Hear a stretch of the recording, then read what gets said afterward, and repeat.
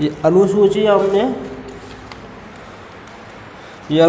पहले, ये तुम्हें पता हमने बताया था कितनी अनुसूचियाँ होती है? 8-12। क्या पहले 8 थी? पहले 8 थी, इसके संशोधन कई बार हुए, तब जाके ये 12 अनुसूचियाँ हो गई। ठीक है, तो अभी पहले अपन क्या पढ़ते हैं? 8 सूचियों के बारे में पढ़ते हैं कि 8 सूचियाँ होती क्या है। ठीक है, तो इसलिए हमने पहले 8 सूचियाँ लिख दी हैं। तो 8 सूचियों के बारे में पहले हम डिस्कस करेंगे, उसके बाद आगे किस 12 फिर 4 बाद में बताएंगे फिर। ठीक है, पहले तो 8 पढ़ते हैं पहले हम। तो पहली सूची में क्या होता है कि पहले राज्य व संघ। पहली अनुसूची में क्या आता है? राज्य और संघ। ठीक है, मतलब ये होता है राज्य होते हैं, और ये संघ मतलब केंद्र। ठीक है, संघ मतलब केंद्र। ठीक है, तो राज्य और संघ में हो गया। देश में क्या होते हैं? राज्य और केंद्र शासित राज्य होते हैं।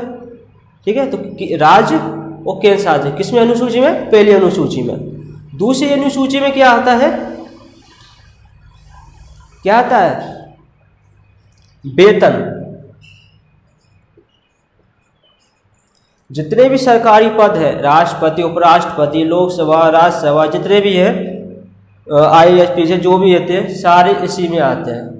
वेतन इन दूसरी अनुसूची कहती है कि सबके सरकारी लोगों का वेतन, ठीक है, इन्हें वेतन मिलता है किस अनुसूची में? सेकंड अनुसूची में। ठीक है, वेतन, हर सरकारी लोगों का वेतन। तब जाके ये लोग शपथ लेते हैं। थर्ड अनुसूची क्या बोलती है? शपथ, कि हर सरकारी नौकरी वाले शपथ लेते हैं ना, शपथ लेते हैं। अब तुम सरकारी जब जाओगे ना, तब जाके तुम्हें पता चलेगा शपथ लेते कि नहीं लेते। एक ड्राइवर वाला भी शपथ लेता है, जब ड्राइवर या गार्ड बनते हैं ना, तो वो भी शपथ लेते हैं। ठीक है, तो ये शपथ होता है। फिर चौथी अनुसूची क्या कहती है? तो अभी 3 अनुसूची याद हो गई। पहली अनुसूची क्या बनाती है? राज्य और वह संघ, मतलब केंद्र शासित, सबसे संघ में आ जाएगा, राज्य और संघ। दूसरी क्या बनाती है अनुसूची? वेतन। तीसरी अनुसूची में क्या होता है? शपथ। तब जाके चौथी अनुसूची क्या होती है? राज्यसभा। राज्यसभा पढ़ा, राज्यसभा जानते हो? तो राज्यसभा के सीटों का बंटवारा। ठीक है, राज्यसभा की सीटों का बंटवारा, कि केंद्र पे कितनी होती है, राज्य पे कितनी होती है, तो राज्यसभा की सीटों का बंटवारा हो। कौन सी अनुसूची में आता है? चौथी अनुसूची में आता है। समझ में आई बात? ठीक है, 4 अनुसूची याद हो गई। पहले में क्या आएगा? राज्य व संघ। दूसरे में वेतन। तीसरे में शपथ। चौथे में राज्यसभा सीटों का बंटवारा। ठीक है, 4 सीटें याद हो गई। अब 5वीं अनुसूची क्या कहती है? एससी, जो एससी होते हैं और एसटी होते हैं, तुम्हें पता है एससी और एसटी को आरक्षण अच्छा मिलता है, तो एससी और एसटी को, ठीक है, इनके लिए विशेष प्रावधान है ना? है ना कि नहीं है? बस, तो एससी और एसटी को एक अलग से एक अच्छा विशेष प्रावधान दिया जाए। ठीक है, और 6वीं सूची में क्या कहते हैं? जो होते हैं ना, क्या कहते हैं, जो वो वाले माहौल में रहते हुए लोग, पेड़ पौधे जहाँ पर रहते, आदिवासी। तो आदिवासियों की अलग से, तो 6वीं अनुसूची कहती है आदिवासियों को अलग से आप प्रावधान दो। जो अपन जैसे शहरों पे जो नियम लागू होता है, वो नियम आदिवासियों पर लागू नहीं होता, क्योंकि वो पहले से पिछड़े हैं। अगर उन पे वही लागू नियम थोप देंगे तो उन्हें दिक्कत हो जाएगी। तो इसलिए इन्हें भी 6वीं अनुसूची में उन लोगों को अलग से प्रावधान दिया जाता है हमारे संविधान में। ठीक है, तो वो कौन कौन से? असम है, ठीक है, असम, मेघालय और त्रिपुरा और मिजोरम। ये 4 राज्य हैं, इनको अलग से विशेष प्रावधान दिए गए हैं। ठीक है, ये आदिवासियों को विशेष प्रावधान अलग से दिए गए हैं। ठीक है, ये समझ में आई? 6 याद हो गए। पहले में राज्य व संघ, दूसरे में वेतन, तीसरे में शपथ, चौथे में सीटों का बंटवारा, पांचवें में SC और ST को, फिर आदिवासी कौन कौन से, असम, मेघालय, त्रिपुरा, मिजोरम। मिजोरम है, हाँ मिजोरम, ठीक है। 6 याद हो गए, इन्हें याद ही रख करते चलना, नहीं तो बाद में दिक्कत होगी फिर। कि एक बार में याद हो जाए तो ठीक है, नहीं तो बार बार याद करोगे तो दिक्कत होगी फिर। कि एक बार में जो चीज़ याद हो जाए अच्छे से तो याद कर लो, नहीं तो एक ही चीज़ को तुम बार बार पढ़ते रहोगे, फिर आगे कब बढ़ोगे, आगे बढ़ना है ना कि नहीं बढ़ना है, ठीक है। तो 7वीं अनुसूची क्या कहती है, शक्तियों का बंटवारा।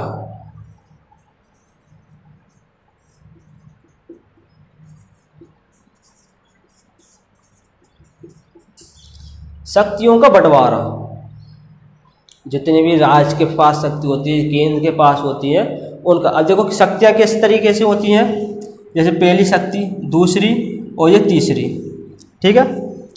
ये होती संघ। संघ मतलब केंद्र, संघ मतलब केंद्र, तो ये केंद्र भी कानून बनाती है, इस पे केंद्र कानून बनाती है। शक्तियों का बंटवारा है ना, कि केंद्र के पास ये शक्तियाँ रहेगी, राज्य के पास ये शक्तियाँ रहेगी, या दोनों के पास ये शक्तियाँ रहेंगी, हैं, तो वो शक्तियों का बंटवारा। तो ये होता है राज्य भी अलग अपना कानून बनाती है, ठीक है। और एक होता है समवर्ती सूची, संघ सूची और राज्य सूची और समवर्ती सूची, ठीक है। तो संघ मतलब क्या होता है, जिस पर केंद्र नियम बनाती है ना, नियम बनाती है, तो वो केंद्र बनाते हैं। कुछ शक्तियाँ होती है जो केंद्र के पास होती है, और कुछ शक्तियाँ होती है जो राज्य के पास होती है, राज्य से कोई नहीं छीन सकता। और कुछ शक्तियाँ ऐसी होती है जो दोनों, जैसे कानून होते हैं जो राज्य और केंद्र दोनों मिलकर बनाते हैं कानून, ठीक है। शक्तियाँ मतलब क्या बोलते हैं, जो कानून बनाने की प्रावधान, ठीक है। तो ये इन समवर्ती सूची में दोनों मिलकर बनाते हैं।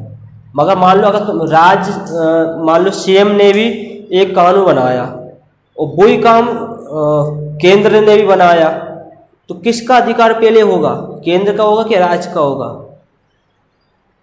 केंद्र का होगा। तो ये तीनों चीजें समझ में आई। समवर्ती सूची, संघ सूची क्या होती है,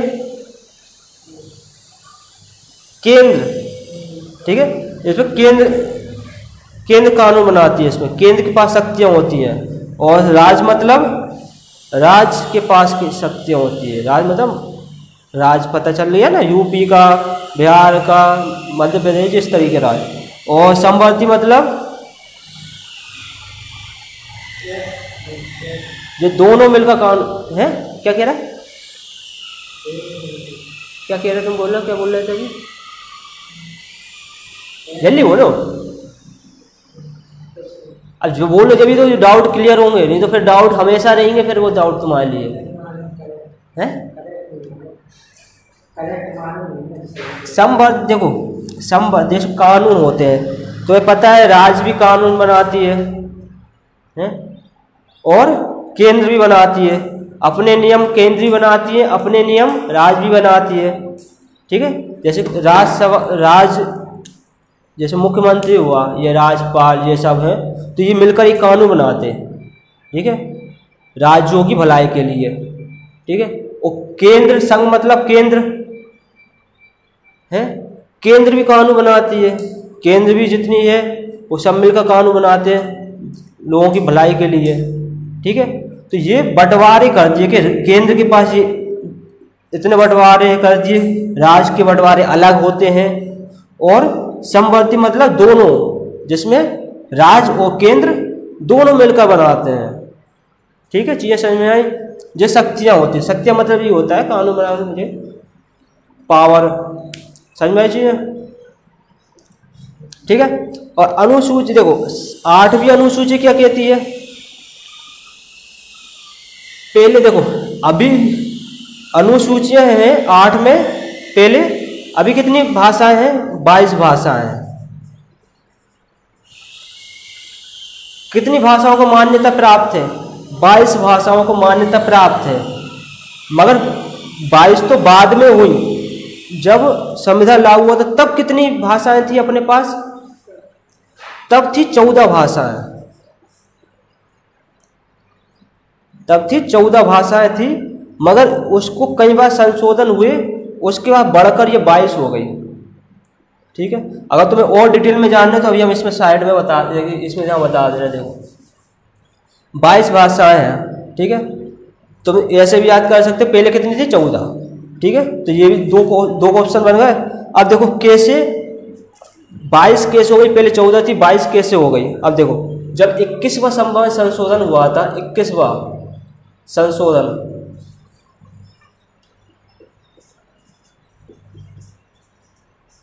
21वां संशोधन हुआ था, इसमें हमने एक भाषा को जोड़ लिया था। ये कब हुआ था? 1967 को हुआ था। ठीक है, 21वां संशोधन हुआ था जब 67 में, 19 ऊपर देखो ऊपर, 21वां संशोधन हुआ था 1967 में, तब एक संशोधन ही हुआ, और दूसरा संशोधन हुआ था 71वां संशोधन।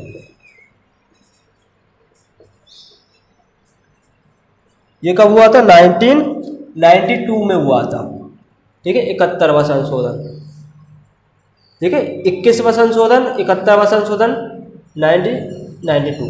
ठीक है, ये चीज ये याद करने की जरूरत नहीं है, क्योंकि इतना डीपली बड़े एग्जामों में पूछा जाता है। अगर बड़े एग्जाम की तैयारी कर रहे हैं तो फिर ये इम्पोर्टेंट है, अगर छोटे एग्जाम की तैयारी कर रहे हैं तो बस यहीं तक ठीक है, मगर बता दे रहा है, लिख लेना, फिर याद करना करो, नहीं करने नहीं करो। ठीक है, 71वां संशोधन हुआ था, उसके बाद हुआ था 92वां संशोधन।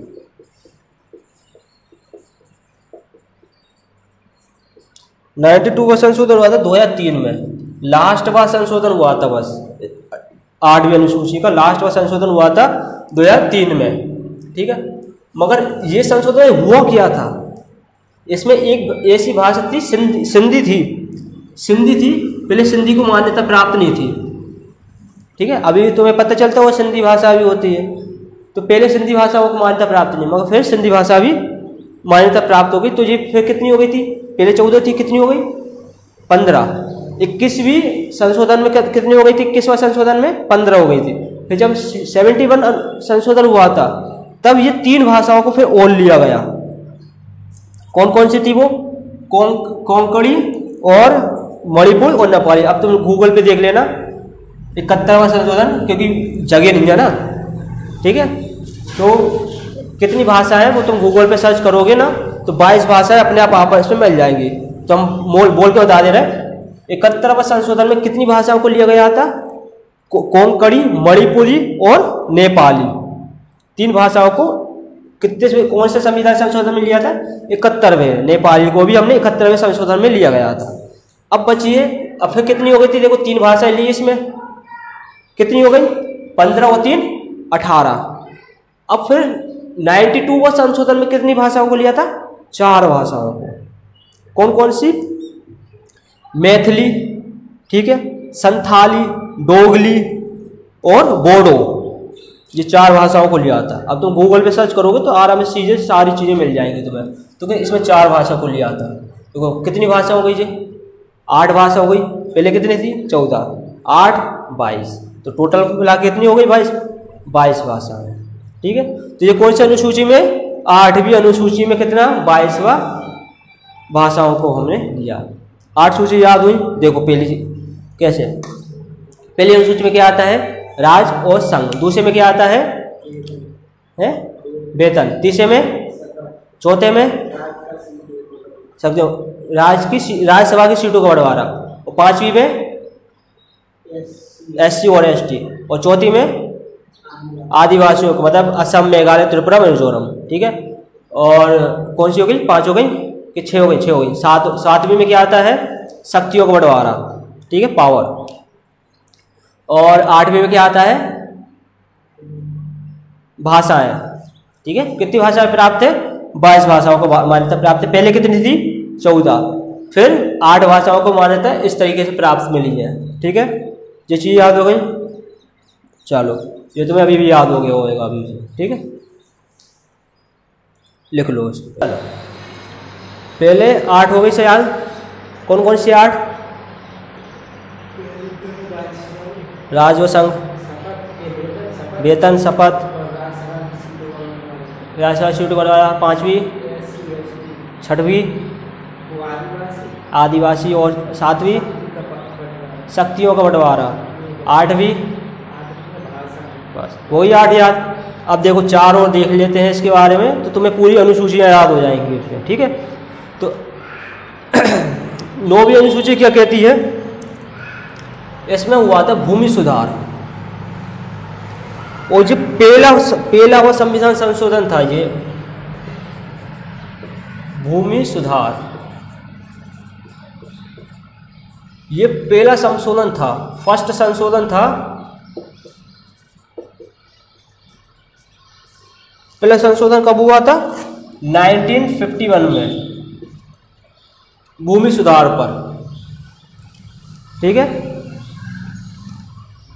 ये समझ में आया भूमि सुधार कब संशोधन हुआ था इसका? 1951, जो कि पहला संशोधन था, क्योंकि 1950 में लागू हुआ था। अब मान लो उसके बाद संशोधन हो गया, तो पहला संशोधन कौन सा था? भूमि सुधार का, ठीक है। इसमें भूमि सुधार का संशोधन हुआ था 1951। ये याद करने की जरूरत नहीं है, करना है तो याद कर लो, इम्पोर्टेंट है, क्योंकि पहला संशोधन हमेशा इम्पोर्टेंट होता है, पहला वाला, ठीक है। तो पहला संशोधन कब हुआ था? 9वीं अनुसूची में क्या है? भूमि सुधार। ये कब संशोधन हुआ था? पहली अनुसूची में 1951 में इसका संशोधन हुआ था। चीज याद हुई, ठीक है। अब देखो 10वां अनुसूची में क्या हुआ?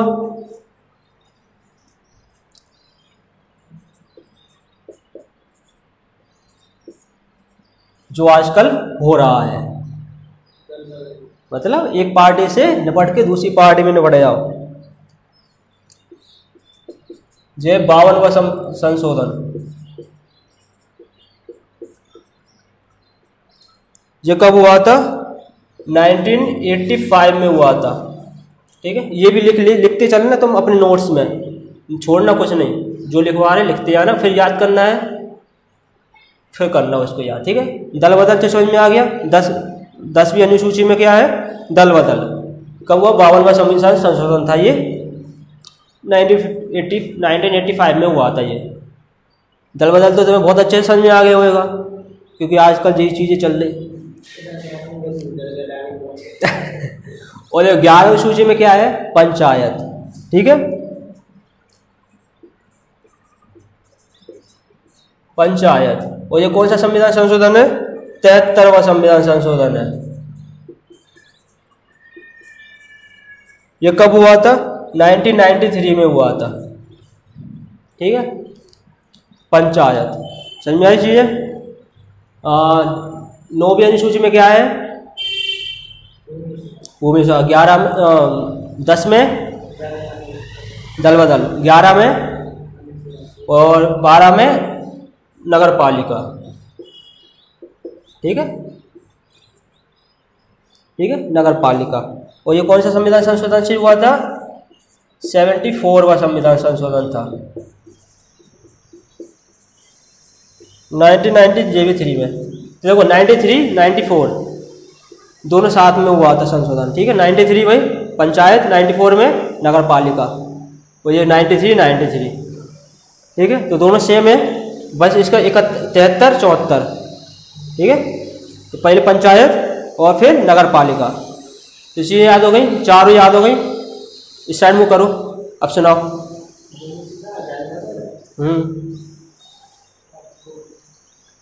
गांव में क्या होता है? हाँ, शहर में नगर पालिका, ठीक है। हो गई याद सारी? कोई डाउट? 12 याद हो गई, 12 सुनाओ।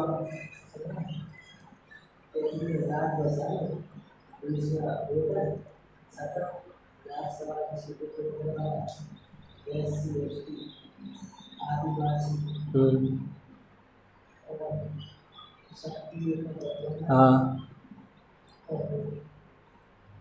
8वीं भाषा, 9वीं हाँ भूमि सुधार,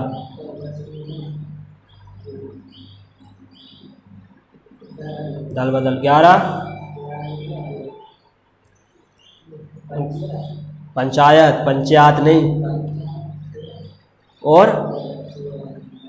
शहर में क्या होती है? नगर पालिका।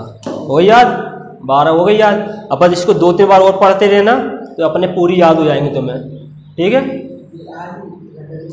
अरे आज ही करना, ये नहीं तुम सोचे कल करोगे, भूल जाओगे फिर तुम सब, भूल जाओगे फिर तुम सब। आज ही इसको 2-3 बार पढ़ लेना तो फिर हमेशा याद हो जाएंगे फिर तुम्हें, ठीक है। चलो